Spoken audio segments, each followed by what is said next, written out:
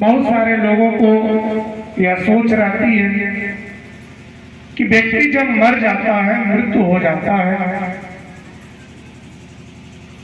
तो उसकी आत्मा को शांति के लिए हम दान करते हैं, भोजन कराते हैं, जग कराते हैं, अनुष्ठान कराते हैं। लेकिन भगवान बुद्ध ने ऐसा कुछ नहीं। उन्होंने कहा कि इस दुनिया में दुख है तो उसके पीछे कोई कारण है, और कारण है तो उसका निवारण है, और उसका कोई न कोई मार्ग है। उन्होंने इतना ही कह के नहीं छोड़े, उन्होंने स्पष्ट किया कि दुख है तो उसका कारण है, और निवारण है तो उसका मार्ग है। तो उन्होंने मार्ग भी बताया, सम्यक सम्यक सम्यक कर्म, सम्यक आजीविका, सम्यक समाधि, सम्यक व्यायाम। उनके 8 ऐसे अष्टांगिक मार्ग हैं जिस पर चल करके व्यक्ति इस दुख के अंत को जान सकता है।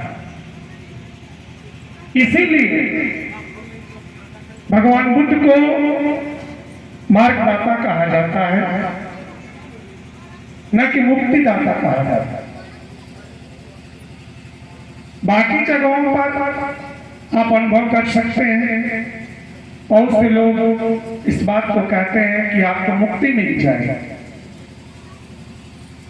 लेकिन भगवान बुद्ध कहते हैं कि जो मेरा ज्ञान है, मेरे दिया गया जो ज्ञान है, उस पर चलने से आपको मुक्ति नहीं मिल सकती, बल्कि आपको मार्ग मिल सकता है, और उस मार्ग पर चलेंगे तो मुक्ति मिल सकती है, निर्वाण मिल सकता है। ज्ञान मिलेगा तो निर्वाण हो सकता है। चूंकि निर्वाण बड़े उच्च कोटि के शब्द हैं, वहां नहीं जाना चाहूंगा। मार्ग उन्होंने बताया, और उनके मार्ग पर चल करके दुनिया के 67 देश सुख और समृद्धि के जीवन यापन कर रहे हैं। लेकिन ये दुर्भाग्य है इस देश का कि जिस देश के मानव के लिए, समस्त जीवों के लिए उन्होंने मार्ग बताया, आज उस मार्ग से हम सब विचलित हो चुके, और कहीं न कहीं स्वर्ग की परिकल्पना करके और हम मुक्ति का मार्ग सोचते हैं। भगवान बुद्ध कहते हैं, मैं बड़े असमंजस में पड़ जाता हूं।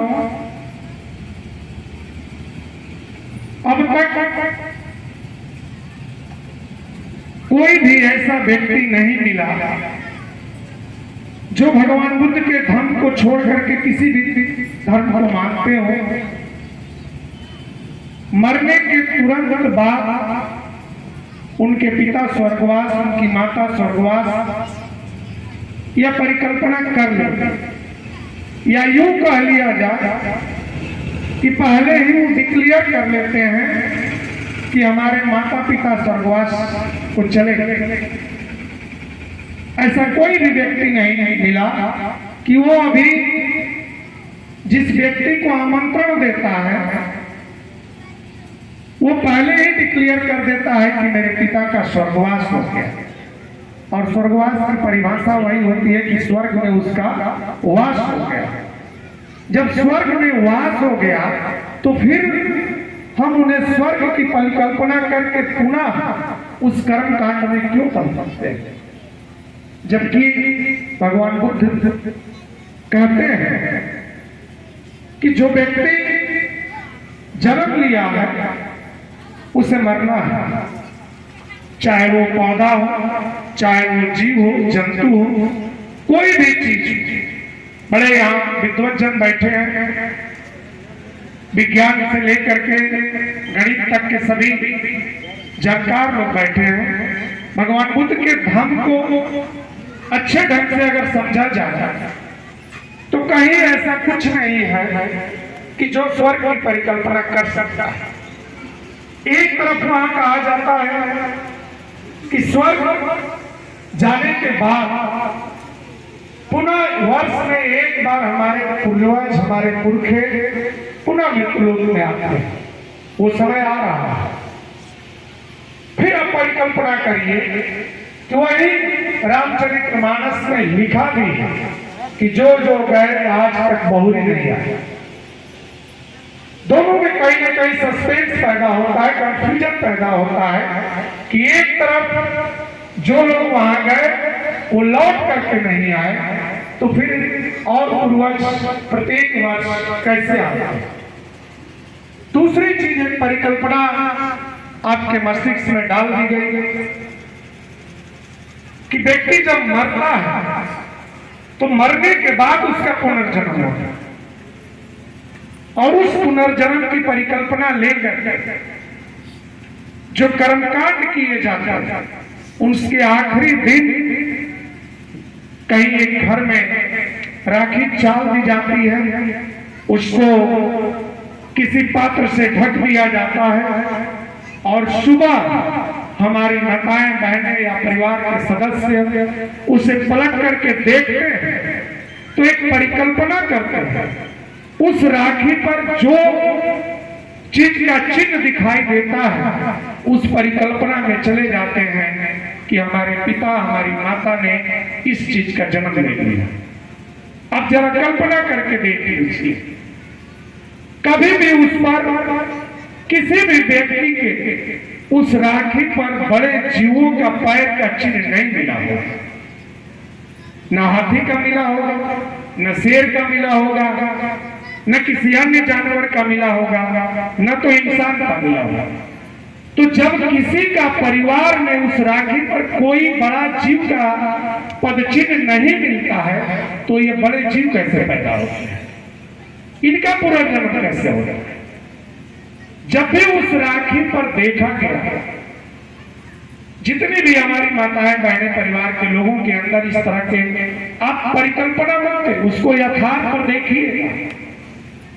कभी भी किसी के गांव, किसी के घर घटना घटती, इस पर तर्क करिए, क्योंकि भगवान बुद्ध का धर्म ही पूर्ण रूप से या तार्किक धर्म, तर्क करने के बाद, इसलिए कि उन्होंने अपने काल में ही कहा कि किसी बात को इसलिए सत्य मान लेना कि बहुत सारे लोग कहते हैं, और वहां उन्होंने यहां तक छूट दी है कि मेरी बात को भी इसलिए मत मान लेना कि मैं बुद्ध हूं, मैं कह रहा हूं।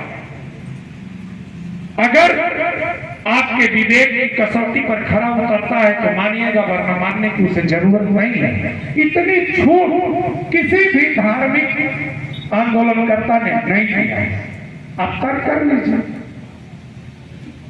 पुनर्जन्म के परिकल्पना में हम इतने कर्मकांडों में पढ़ते जाते हैं, लेकिन भगवान बुद्ध का कि व्यक्ति के जीते जी पुनर्जन्म होता है। मैं दावे के साथ कह सकता हूं, वैज्ञानिक तत्व से कह सकता हूं कि बड़े भाई नाथू जी और कृष्णा मौर्य पुनर्जन्म के रूप में डॉक्टर रामदयाल जी, इनकी बेटियां और इनके बेटे, इनका पुनर्जन्म हो चुका है। लेकिन परिकल्पना में अगर जीने वाले लोग रहेंगे तो पुनः अभी आज की आखिरी रात में परिकल्पना करेंगे कि इनका पुनर्जन्म क्या होगा।